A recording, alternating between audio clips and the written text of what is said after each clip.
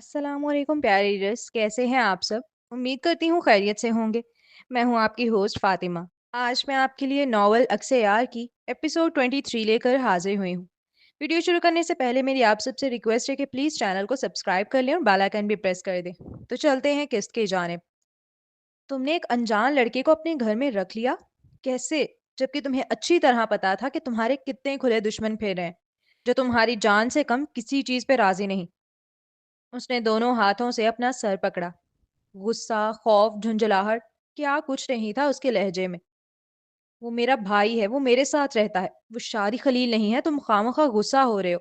तुम मेरे साथ चलो, मैं मिलवा देती हूँ। बल्कि नहीं, वो तो अपने सेठ के साथ अभी गया हुआ है 1 हफ्ते से, लेकिन वो जैसे ही आएगा मैं तुम्हें मिलवा दूंगी। कैसे मान ले कि उसके साथ वो हंसने, बोलने, खेलने, खाने वाला शख्स शारी खलील हो सकता है, उसका जानी दुश्मन। वो शख्स जिससे वो दुनिया में सबसे ज्यादा नफरत करती है। वो शख्स जिसके सामने जाते ही उसे पैनिक अटैक आ जाता है, जिसे देखने का तस्वुर भी नहीं कर पाती। वो अमीरजादा कैसे उसके घर में जमीन पर सो सकता है, कैसे उसके साथ एक प्लेट में खा सकता है, कैसे उसके लिए खाने बना सकता है, कैसे उसके लिए कपड़े ला सकता है, और फिर वो क्यों करेगा ये सब। उसका आखिरी जुमला सुनते ही तासीर मुस्कुराया, और वो मुस्कुराहट बहुत मानी खेज थी। तुम्हें पता है, शारी खलील भी 1 हफ्ते से बिजनेस ट्रिप पे था, जिसकी वजह से मैं उससे मिल नहीं पा रहा था। वो आज ही लौटा है। कॉल करके पूछो, तुम्हारा भाई भी आ चुका होगा। उसका पूरे एतमादी से दिया चैलेंज सुनते ही तैयबा मुस्कुराई। इत्तेफाक नाम की भी कोई चीज होती है मिस्टर तासीर? अगर मैं आपकी बात मानकर कॉल करती हूँ, पता चलता है मेरा भाई आ गया है, तो भी वो शारी खलील नहीं बन जाएगा। वो लड़की किसी सूरत तासीर की बात मानती हुई नजर न आई, जिस पर उसने अपनी आंखें जोर से मींची और अपना सर पकड़ने लगा। वेट, मैं तुम्हें दिखाता हूँ। उसने फौरन ही अपना मोबाइल हाथ में लेते हुए कहा। अब वो उसका सोशल अकाउंट सर्च कर रहा था। डैम इट, उसने डिलीट कर दिया अपने सारे सोशल अकाउंट्स। तैयबा उसे बगौर देखती रही। वो बहुत परेशान नजर आ रहा था।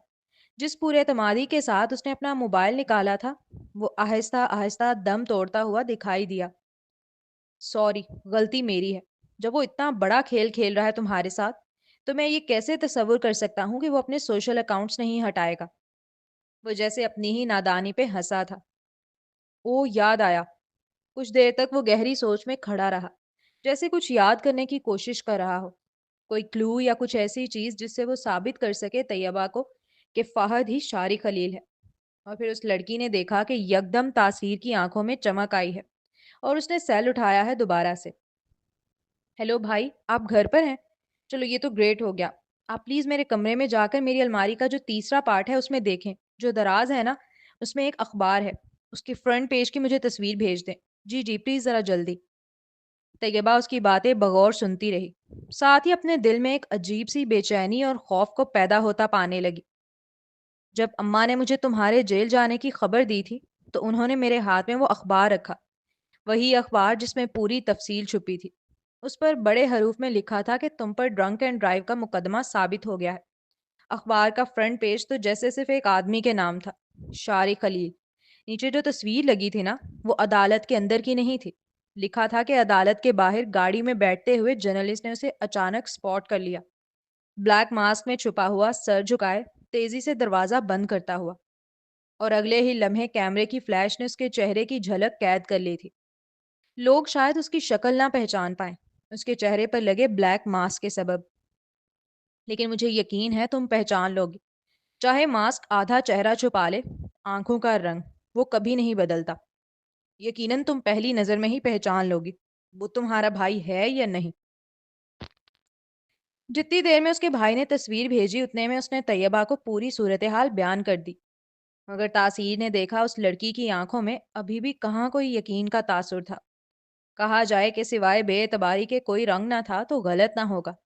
लेकिन फिर कुछ मिनट्स बाद व्हाट्सएप पर मैसेज की बेल रिंग हुई, और उसने तैयबा के सामने उस तस्वीर को किया। तैयबा ने इसी जहन के साथ पहली निगाह डाली कि वो एक झलक देखेगी और साफ कहेगी, नहीं, ये तो मेरा भाई नहीं है। मगर ऐसा ना हो सका। उस लड़के की खूबसूरत नीली आंखें तस्वीर में भी अलग ही नुमायां थी। वो कैसे ना पहचानती। वो यकदम जैसे थम सी गई थी। शारी खलील की आंखें नीली हैं। कह दो तुम्हारे भाई की आंखें नीली नहीं, اور اگر نیلی ہیں تو یہ بھی ایک اتفاق ہے محض۔ کیا وہ اپنے چونچو کی آنکھیں پہچاننے میں غلطی کر سکتی تھی؟ وہ تو ہزاروں کی بھیڑ میں پہچان لے اسے۔ وہیں دوسری جانب کچن میں ہلکی ہلکی مدھم روشنی جل رہی تھی۔ رات کے اس پہر پورے گھر میں خاموشی کا راج تھا۔ صرف ایک جگہ زندگی کی ہلچل محسوس ہو رہی تھی، وہ تھی چولہے کے سامنے کھڑے اس حسین سے لڑکے میں۔ آج وہ اپنے ہاتھوں سے اپنی لومینا کے لیے سرپرائز کھانا بنانے نکلا تھا۔ بال ذرا بکھرے ہوئے سے، بازو کوہنی تک چڑھے ہوئے اور چہرے پر وہی شرارت بھری مسکراہٹ۔ کاؤنٹر پر ہر طرف چیزیں پھیلی پڑی تھیں، کٹے ہوئے ٹماٹر، خوشبودار ہری مرچ، گرم گرم ساس اور اس کی خاص ڈش کے مسالے۔ ایک ہاتھ میں لکڑی کا چمچ، دوسرے میں فون۔ کبھی ریسیپی دیکھتا، کبھی اپنے انداز میں کچھ نیا شامل کر دیتا۔ یہ خوشبو اسے پسند آئے گی، پکا آئے گی۔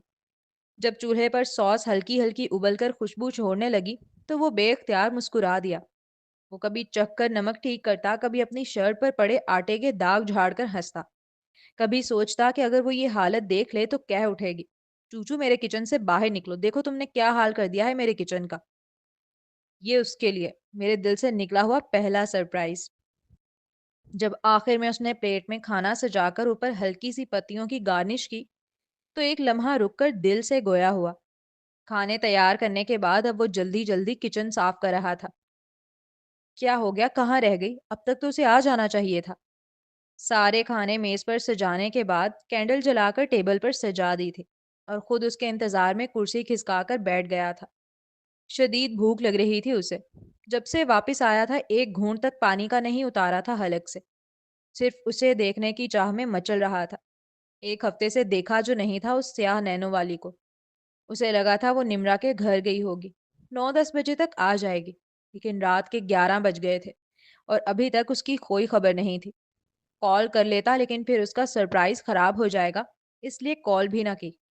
جب بھی کھانے پر نظر جاتی وہ بس ایک ہی دعا کرتا کہ کاش وہ اس کے بنائے کھانے کے لقمے کھاتے ہی اس کی محبت کو محسوس کرنے لگے، جیسے اس کی نانی اس کے نانا کی محبت کو کر لیتی تھی۔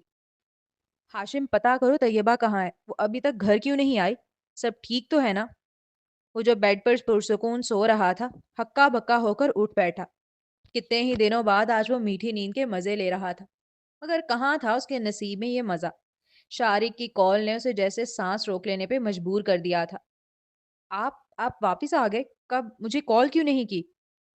تم میرے باپ لگتے ہو جو تمہیں کال کر کے بتاؤں گا پہلے۔ 12 بجنے کو آ رہے تھے، طیبہ ابھی تک گھر نہیں آئی تھی۔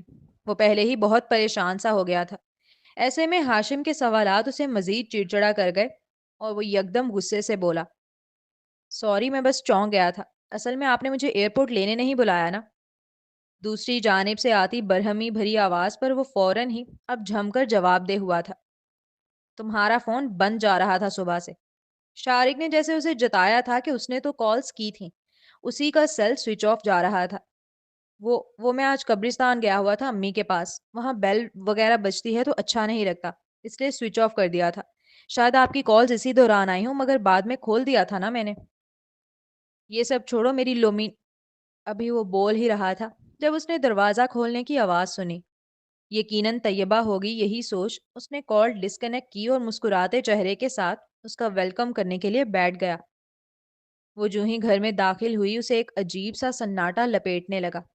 اندھیرا ہر طرف پھیلا ہوا تھا، مگر اس اندھیرے کے بیچوں بیچ ڈائننگ ٹیبل پر جلتی ہوئی ایک موم بتی پوری فضا کو جیسے تھامے کھڑی تھی۔ اسی ٹھنڈی روشنی میں وہ اسے دیکھ سکتی تھی، ایک کرسی پر خاموش بیٹھا ہوا وہ لڑکا جس کے سامنے سلیقے سے سجی ہوئی ڈشز رکھی تھیں، مگر اس کی نگاہ کھانوں پر ٹھہری ہی نہیں۔ وہ تو جیسے صرف اسے دیکھنے کے لیے پیدا ہوئی ہو۔ وہ لڑکا اسے دیکھتے ہی آہستگی سے کھڑا ہوا، موم بتی کی لو اس کے چہرے پر پڑی، نیلی آنکھیں چمکیں جیسے برسوں بعد کوئی خواب مل گیا ہو، اور وہ لمحہ بھر کو بس اس کی اس نرم سی مسکراہٹ میں قید رہ گئی، مگر اگلے ہی پل اس کے وجود میں جیسے دہکتا ہوا طوفان پھٹ پڑا۔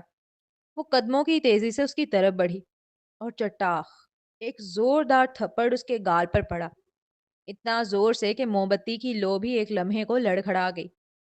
میری محبت اور میرے بھروسے کا مذاق بناتے ہوئے تمہیں ذرا برابر شرم نہیں آئی؟ اس کی آواز کانپ رہی تھی، غصے اور صدمے کی شدت سے۔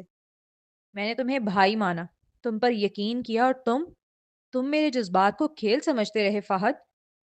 फिर वो तंजिया हंसी। आंखें भीगी मगर आवाज और तल्ख हो गई। उप्स, सॉरी, फहद नहीं, शारिक खलील। यही नाम है ना तुम्हारा? उसके लब कपकपा रहे थे और वो लड़का मोमबत्ती की लरसती रोशनी में बिल्कुल खामोश खड़ा उसकी टूटती हुई आवाज सुनता रहा, जैसे पहली बार उसने उसे सचमुच खो देने का खौफ महसूस किया हो। हाँ, लब भेंच लिए थे उसने। मुठ्ठियां इतनी कस के बंद की कि नाखून खाल में गड़ते महसूस हुए। साथ ही उसकी नीली आंखों में हैरत यूं फैल गई जैसे किसी ने अंधेरे में अचानक चिराग जला दिया हो। एक लम्हे के लिए वो बिल्कुल साकित रह गया, जैसे पूरा जिस्म बोलना चाहता हो मगर जुबान साथ छोड़ दे। ये कैसे हुआ? वो अंदर ही अंदर बुरी तरह दहल उठा।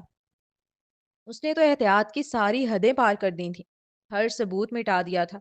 पुराने अकाउंट्स बंद, तस्वीर डिलीट, यहाँ तक कि इंटरनेट से अपनी मौजूदगी तक गायब करवा दी थी। कोई निशान, कोई सिरा, कोई साया तक बाकी न रहने दिया। फिर वो उसे कैसे पहचान गई? उसके जहन में सवाल एक दूसरे से टकरा रहे थे। क्या उसने कोई गलती छोड़ दी थी? कोई पुरानी तस्वीर भूल गया था, या फिर ये उसके किसी दुश्मन का काम था?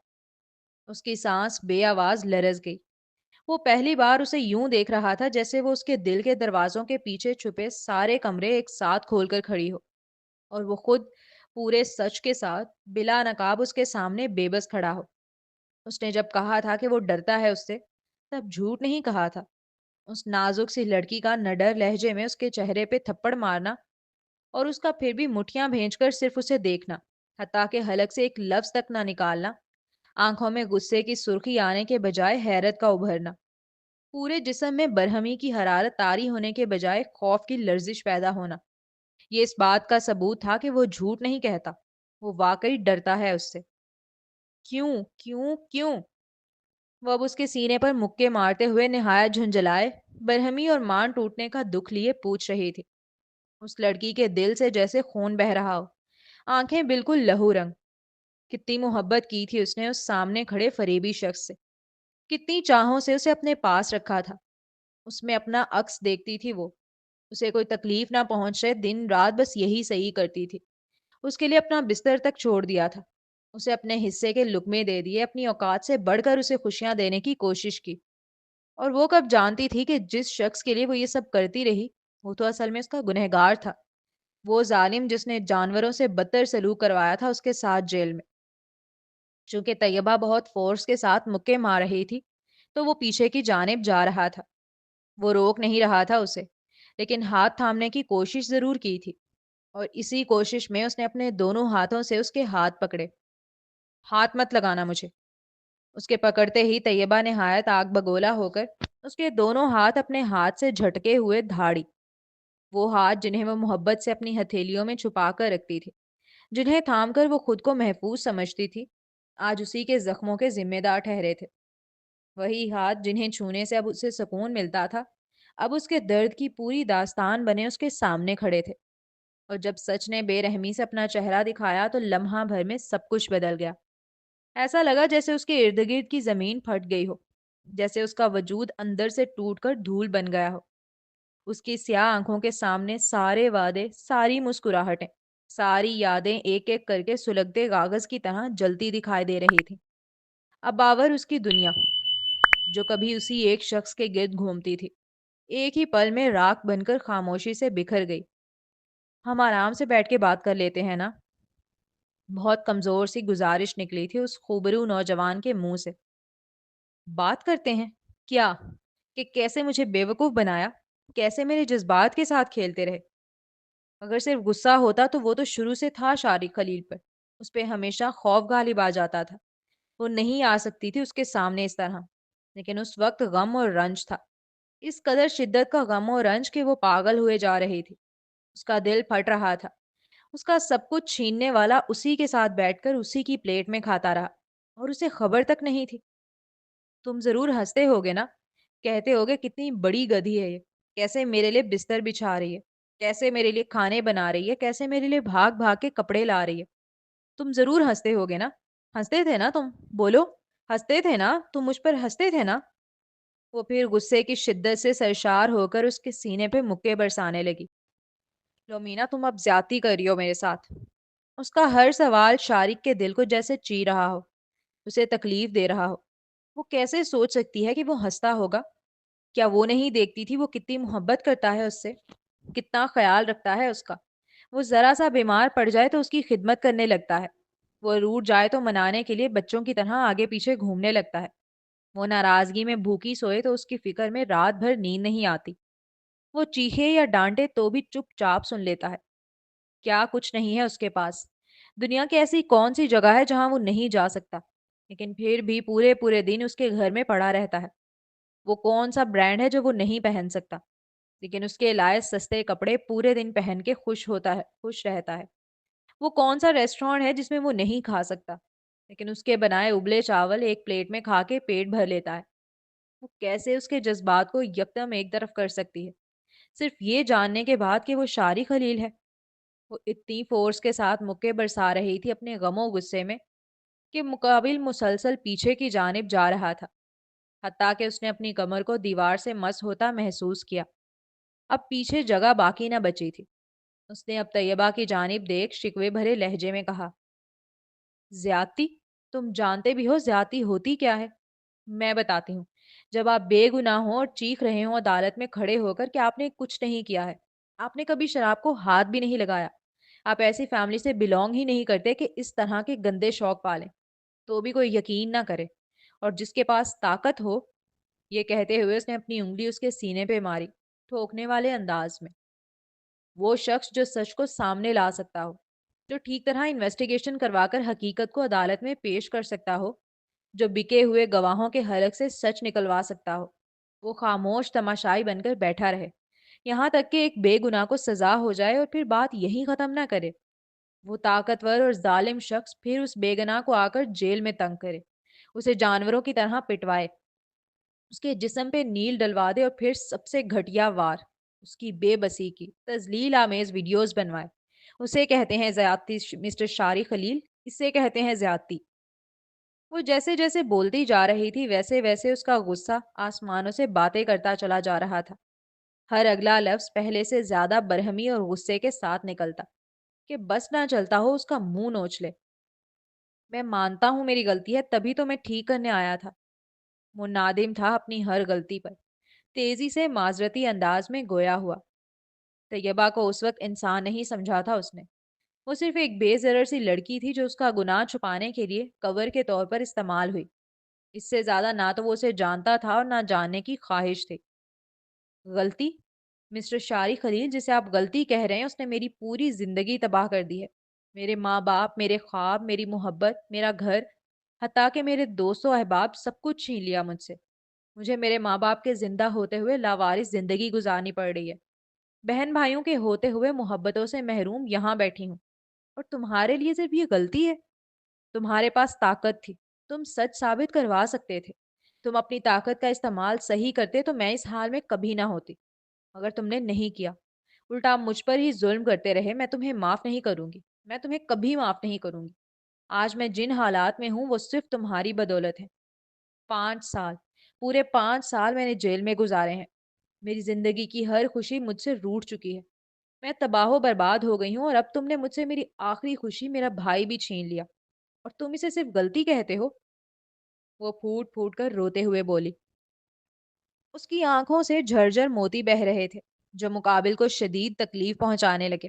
وہ اسے روتا ہوا نہیں دیکھنا چاہتا، اپنی وجہ سے تو بالکل نہیں۔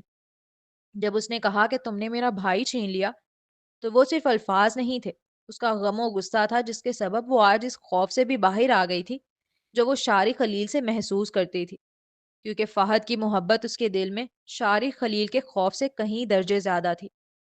انسان اپنے جیسوں سے مانوسیت محسوس کرتا ہے۔ نمرا اچھی تھی لیکن وہ اچھے بیک گراؤنڈ سے بلونگ نہیں کرتی تھی، نہ اس کے کام اچھے تھے، جس کی وجہ سے طیبہ اس سے شروع میں مانوس نہ ہو سکی۔ وہ مانوسیت اسے فہد میں محسوس ہوئی، کیونکہ فہد میں اسے اپنا عکس نظر آیا، ایک اچھے بیک گراؤنڈ کا لڑکا جو بے یار و مددگار بیٹھا تھا، بالکل اسی طرح جیسے وہ ایک دن جیل کے باہر بیٹھی ہوئی تھی۔ ابھی وہ صرف اس لیے غصہ ہے کیونکہ اس کے نزدیک وہ طاقت رکھتا تھا، لیکن اس نے انصاف نہیں دلوایا، الٹا اسے ہی ظلم اور تشدد کا نشانہ بناتا رہا۔ مگر تب کیا ہو جب اسے علم ہو کہ اسے پھنسانے والا ہی وہی تھا، یہی سوچتے ہوئے وہ ہاتھ جو اس کے آنسو صاف کرنے کے لیے اٹھ رہا تھا، وہ اس نے واپس نیچے کر لیا۔ لیومینا میں ابھی وہ بولنے ہی لگا تھا جب مقابل اپنی آنکھوں سے بہتے آنسو ہاتھ کی پشت سے رگڑ کر بے دردی کے ساتھ صاف کرتی، اس کی جانب بپھر کر دیکھ بات کاٹتے ہوئے بولی، طیبہ نام ہے میرا، مگر تم میری لومینا ہو جس سے میں بہت محبت کرتا ہوں۔ وہ لڑکی نہیں جانتی کتنی مشکل سے اپنے وجود میں ہمت جما کر اس نے ہاتھ تھامتے ہوئے کہا تھا، مجھے نہیں چاہیے تمہاری یہ دھوکے باز محبت۔ وہ اس کا ہاتھ جذبز ہو کر جھٹکتی زور سے چنگھاڑی، ایسے مت بولو لومینا، وہ ضب سے مٹھیاں بھینچتا ہوا کہہ رہا تھا۔ اسے شدید تکلیف ہو رہی تھی۔ وہ کیسے اس کی محبت کو دھوکے باز کہہ سکتی ہے؟ کیا دھوکا کیا ہے اس نے محبت میں؟ وہ دنیا میں سب سے زیادہ عزت اپنے نانا کی کرتا ہے، لیکن جب بات اس لڑکی کی آتی ہے تو وہ ان کی بھی نہیں سنتا۔ کیوں نہ بولوں؟ تم ہو ایک دھوکے باز انسان، تم جھوٹے، تمہاری محبت جھوٹی، سب جھوٹا، تم سر سے پاؤں تک سوائے جھوٹ کے ہو کیا شاری خلیل؟ فضا میں غصے، تکلیف اور ناگواری کی تپش تھی۔ اس لڑکی کی سیاہ نشیلی آنکھیں نم مگر شدید غصے سے بھری ہوئی، ہونٹ کپ کپاتے ہوئے، سانسیں تیز، جیسے ہر لفظ اس کے سینے سے شعلہ بن کر نکل رہا ہو۔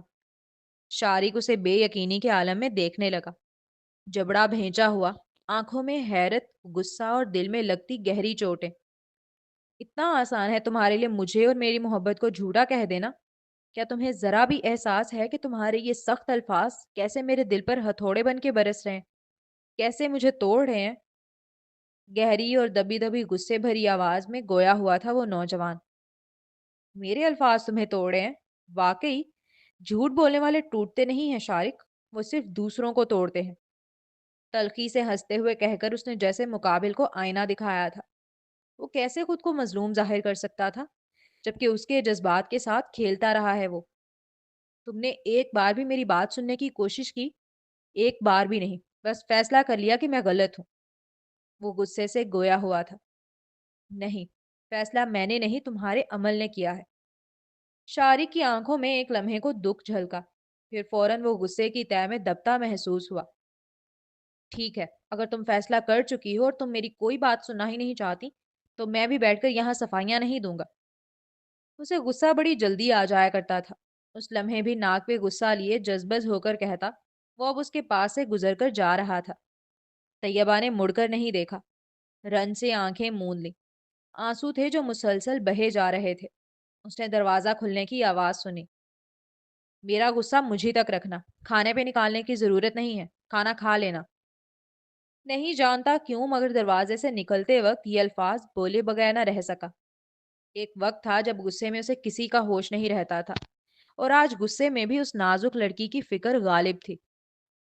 وہ تب تک نہ مڑی جب تک دروازہ بند نہ ہو گیا، اور جیسے ہی دروازہ بند ہونے کی آواز آئی وہ تیزی سے دروازے کی جانب آئی۔ آئندہ میرے گھر کا رخ نہ کرنا، یہ دروازہ ہمیشہ کے لیے تم پہ بند ہے شاری خلیل۔ اس نے پیچھے سے طیبہ کو نہایت دل خراش لہجے میں کہتے سنا تھا۔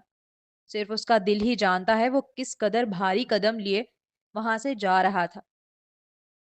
اب چلتے ہیں اگلے سین کی جانب۔ تیز بارش ہو رہی تھی۔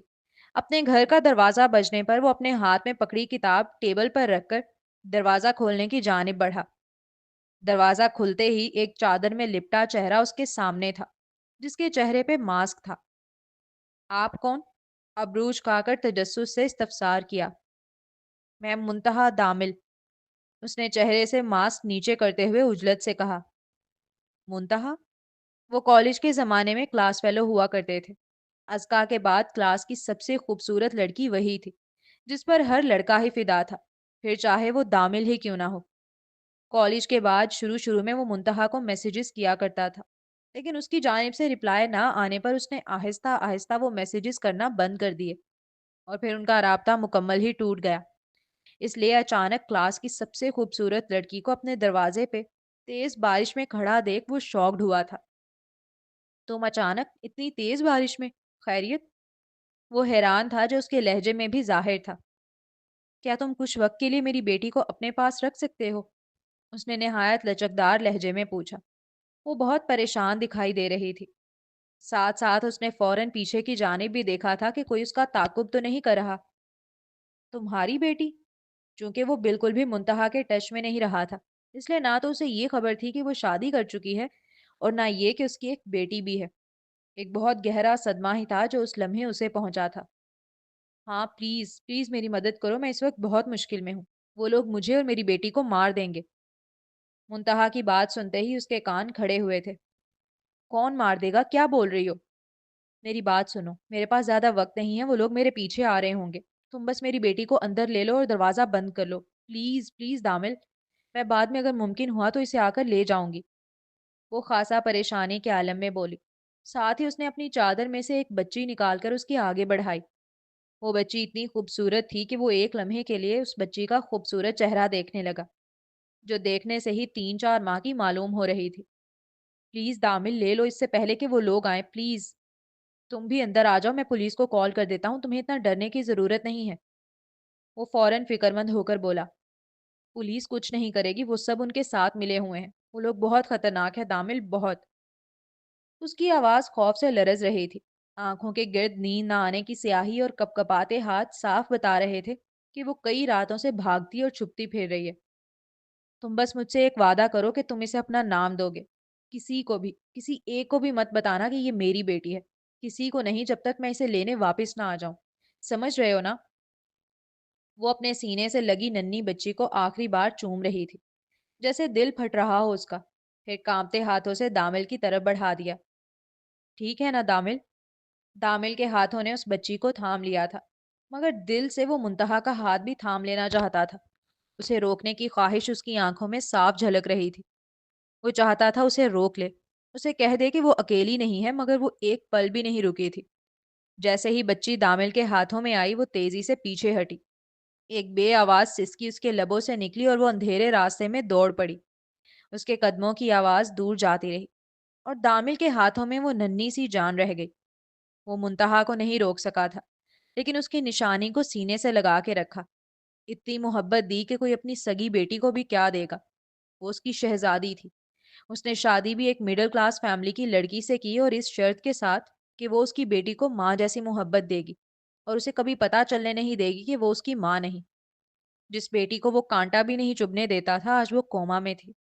اس لمحے کیا قیامت اس کے دل پر گزر رہی تھی صرف وہی جانتا تھا۔ اس کے سینے میں ایسا مچلتا ہوا درد تھا جیسے کسی نے دل کو مٹھی میں بھینچ لیا ہو۔ جب سے یہ خبر آئی تھی کہ آمنہ کا کمرہ اچانک لاک ہوا تھا وہ پاگل ہو گیا تھا۔ غصہ، بے بسی اور خوف ایک ساتھ اس کے وجود میں ابل رہے تھے۔ اس نے ایک پل ضائع کیے بغیر ساری گارڈ ٹیم فارغ کر دی۔ ہر وہ شخص جو اس فلور کی نگرانی کرتا تھا سب کو باہر نکال پھینکا گیا۔ نئی سیکیورٹی فورس بلائی گئی اور پورے ہسپتال کی فضا میں سناٹا اور دہشت پھیل گئی۔ سی سی ٹی وی فوٹیج کی ہر سیکنڈ کو بار بار دیکھا جا رہا تھا، لیکن حیرت، غصہ اور خوف تب بڑھا جب پتا چلا کہ آمنہ کے فلور کی ویڈیوز مکمل طور پر ڈیلیٹ تھیں۔ ایک لمحے کو اس کا دم گھٹ گیا۔ اتنی سخت سیکیورٹی کے باوجود کوئی ہسپتال کے تیسرے فلور تک پہنچ کیسے گیا؟ وہ فلور جو صرف آمنہ کے لیے مخصوص تھا، جہاں بغیر اس کی اجازت کے پرندہ بھی پر نہیں مار سکتا تھا۔ یہ سب کیسے ہوا؟ کس نے کیا؟ کیوں کیا؟ ہر سوال اس کی رگوں میں آگ بن کر دوڑ رہا تھا۔ اچانک اس نے آنکھ کھولی اور سامنے بے سود سی لیٹی اپنی بیٹی کو دیکھا، ساتھ ہی غصے سے اپنا مکہ بنا کر پیشانی پہ مارا۔ وہ آمنہ کے برابر میں کرسی لگائے بیٹھا ہوا تھا۔ پہلے جب آمنہ کا موبائل انہیں ملا تھا تو انہیں لگا اس موبائل میں شاید کچھ ایسا مل جائے جس کے ذریعے وہ پہیلیوں کو سلجھا سکیں، مگر ایسا کچھ نہ ہوا۔ موبائل کے اندر کچھ بھی نہیں ملا تھا، نہ کوئی ہائیڈ ویڈیو، نہ کوئی تصویر، کچھ بھی نہیں جس سے انہیں کوئی سراغ مل سکے۔ مگر ان کا سکس سینس کہہ رہا تھا اس موبائل میں کچھ ہے، جس کے سبب انہیں یہ اتنے سالوں بعد پہنچایا گیا ہے۔ مگر کیا؟ آخر وہ کیا چیز ہے جو ان کی آنکھوں سے ابھی تک بچ رہی ہے؟ اب اگلا سین۔ وہ دروازے سے ہی ٹیک لگا کر روتے ہوئے بیٹھ گئی تھی۔ محبت سے بنا وہ کھانا ٹیبل پر سجا رہ گیا تھا، اس کا دل جیسے پھٹ رہا ہو۔ زمین کی ٹھنڈک آہستہ آہستہ اس کے وجود میں سرایت کر رہی تھی، لیکن اس کے باوجود وہ اپنی جگہ سے نہ ہلی، یہاں تک کہ اس کے پاؤں سن ہونے لگے، لیکن وہ وہیں بیٹھی رہی۔ اچانک دروازہ نوک ہوا۔ کون؟ اس نے یوں ہی روتے روتے استفسار کیا۔ میں تاثیر، اور اس کا نام سننا تھا کہ وہ فوراً ہی اپنے آنسو پونچھتی ہوئی کھڑی ہوئی۔ دروازہ تیزی سے کھولا۔ उसके पाँव इस कदर सुन्न हो रहे थे कि दरवाज़ा खोलने के बाद वो एक कदम ना हिल सकी। मेरे पाँव सुन्न हो रहे हैं बिल्कुल, वो रोते हुए बोली, क्योंकि डर था कि गिर जाएगी किसी भी लम्हे। अरे अरे! उसने फौरन ही उसके दोनों हाथ थामे। आओ मैं तुम्हें बिठाऊं, वो फिक्रमंद होकर बोला। नहीं, बस यूं ही खड़े रहो, मैं चल नहीं सकती, बिल्कुल सुन्न हो रहे हैं। पाँव इस कदर सुन्न थे कि उसे एहसास ही नहीं हो रहा था कि वो मौजूद भी हैं। वो तो अब हैरान थी कि वो खड़ी कैसे हो गई थी। ठीक है, मैं तुम्हारे लिए खड़ा रहूंगा जब तक तुम चाहोगी। वो उसकी स्याह नशीली आंखों में झांक कर इत्मीनान दिलाते हुए गोया हुआ।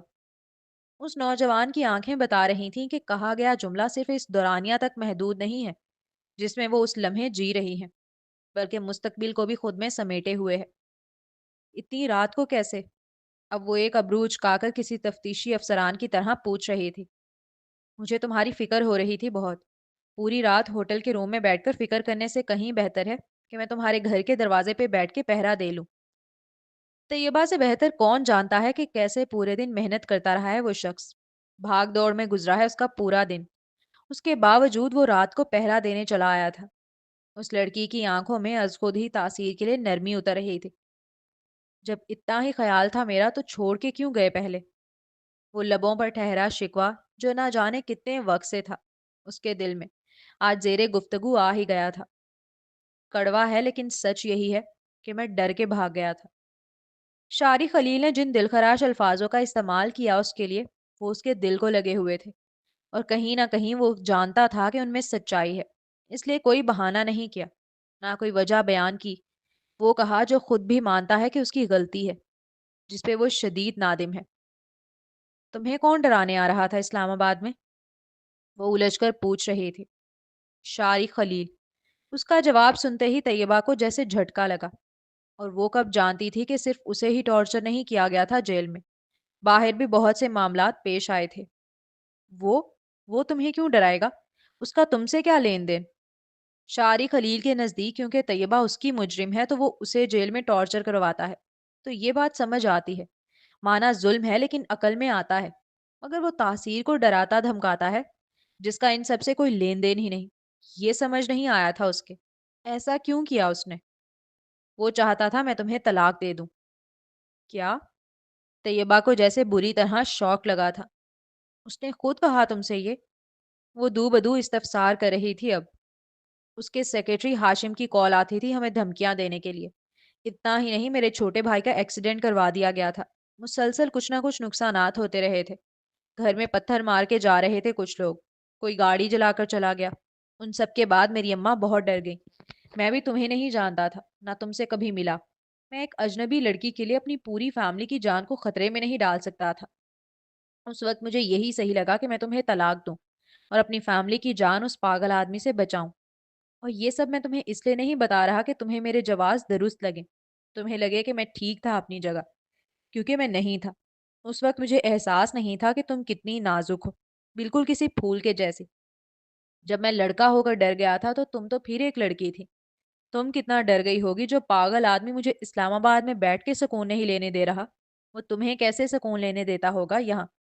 मुझे सोचना चाहिए था, मगर मैंने सिर्फ अपने और अपने घर वालों के बारे में सोचा। वो नदामत के आंसू थे जो तैयबा उसकी आंखों में झिलमिलाते हुए देख सकती थी। अगर वो खुद को तासीर की जगह रख कर देखे तो वो गलत नहीं था बेचारा। गलत वो है जिसने उसे मजबूर किया, और वो था शारिक खलील। उसे आज पहले से भी कहीं ज्यादा नफरत हो रही थी उस शख्स से। तो जी जनाब, ये थी आज की एपिसोड। तो चलते हैं रिव्यू की जानिब। तो भाई सच सामने आ चुका है। तो अभी उसको ये तो नहीं पता कि सारा प्लान ही शुरू से उसका था, लेकिन जितना भी पता चला है उसके अकॉर्डिंग तो वो अब पहले ही मतलब ठीक है प्यार करती थी, लेकिन वो भाई वाला प्यार करती थी। तो जो शारिक उससे प्यार करता है वो तो था ही नहीं। अब तो और ज्यादा उसको नफरत हो गई है। तो अब तो कोई चांस ही नहीं बनता ना। तो वो विलन है शुरू से, तो वो विलन ही रहेगा एट द एंड तक। तो खैर, तासीर की बात भी सही है। लाइक उसने अपनी गलती मानी, अपनी गलती एक्सेप्ट की, इवन बताई, तो चीज़ें क्लियर की उसने। मुझे अच्छा लगा ये वाला पॉइंट। तो खैर, आप लोगों को क्या व्यूज़ है ज़रूर बताइएगा, कैसी लगी आपको एपिसोड। तो आज के लिए इतना ही था। मिलते हैं नेक्स्ट एपिसोड में। चैनल को ज़रूर सब्सक्राइब कर लें, बेल आइकन भी प्रेस कर दें। तो मेरी तरफ से अल्लाह हाफिज़।